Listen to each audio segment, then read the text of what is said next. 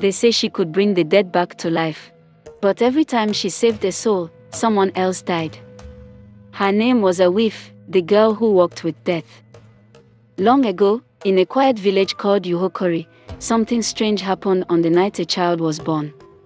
The moon that night turned red like fire, and the wind refused to rest. Even the dogs hid under the huts and whimpered. Inside a small mud house, a woman was in labor. Her cries filled the air. The midwife walked fast, her hands shaking. "Push, my daughter. Push," the old woman said. The woman screamed one last time, and suddenly, everything went silent. The baby came out, but she did not cry. She only opened her eyes, wide and clear, and stared straight at the midwife. The midwife froze. Her voice shook as she whispered, "This child. Her eyes, they see beyond this world." She dropped the baby on the mat and stepped back in fear. The woman on the floor struggled to sit up. "What are you saying? Give me my child." But when she looked at the baby, she too felt something strange. The child's eyes were calm, too calm for a newborn. That night, the people of Uwhokori said the gods had sent a sign. And that was how the girl named Awefe came into the world. From that day, nothing about Awefe was normal. When she started walking, the animals in the village followed her around. Goats, chickens, even birds would rest close to her. If an animal was sick, once she passed, it would stand up again, healed. Her mother didn't understand it, but she loved her child. "Whatever power you carry," she said one day, "it came from God. So use it for good." But the villagers began to whisper. They would stop talking when she walked by. Children ran away. Old women spat on the ground. They called her names behind her back. Still, Awefe grew into a quiet, kind girl. She helped people even when they feared her. One afternoon, a cry broke out by the river. A boy had drowned.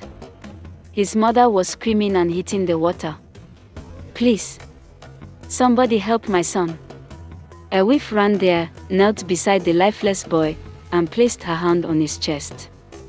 She closed her eyes and whispered something no one understood. Then the boy coughed. He coughed again, and opened his eyes. The crowd gasped. "He's alive!" Someone shouted. She brought him back. The mother fell at Awefe's feet. "Thank you, my child. Thank you." The whole village celebrated. They called her the girl who brings life. But that same night, an old man in the next compound died in his sleep. The people started whispering again. "For every life she saves, another one dies," someone said. "It's not a gift," another replied, "it's a curse." Weeks later, the chief's only son was bitten by a snake. The boy was dying fast. The chief sent for Awefe himself. "My daughter," he said, kneeling before her, "if you can save my son, I will give you anything you ask for." Awefe looked at the dying boy. His lips were already turning blue. She placed her hands on his head and whispered softly. Moments later, the boy opened his eyes. The chief shouted for joy. "The gods have blessed us. Awefe is a gift from heaven." But before morning came, the chief's wife stopped breathing. Her lifeless body was found beside the boy she loved. That was when the whole village turned against Awefe. "She is evil," they said. "She walks with death." Children hid when they saw her. Women crossed to the other side of the road. One evening, Awefe sat outside her hut crying. "Why does everyone hate me?" she asked her mother. Her mother held her close and said, "They fear what they don't understand. You were chosen, Awefe. But even gifts from the gods always come with a price." That night, Awefe had a dream. She found herself standing in a dark field. The air was cold. The ground was full of ashes. Then a tall man appeared before her, wearing a black robe.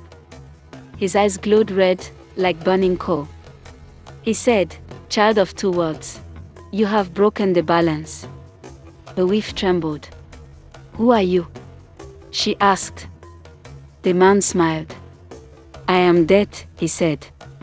"You call back those I have taken. But for every life you save, another must die. That is the law of balance."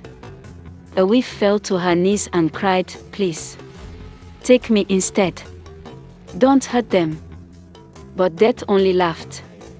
His voice echoed across the field. "You are not ready," he said. "You must learn." Then he disappeared into the dark. When Awefe woke up, her mother was cold beside her. "Dead," she screamed, shaking her mother's body. "No, Mama. Please wake up." She tried to use her gift again, but nothing happened. Her power was gone. Tears rolled down her face. She whispered, "If saving people only brings more death, then I want none of it." That morning, she walked into the forest and never came back. Some say Awefe died in the woods. Others say the gods took her away to live among the spirits.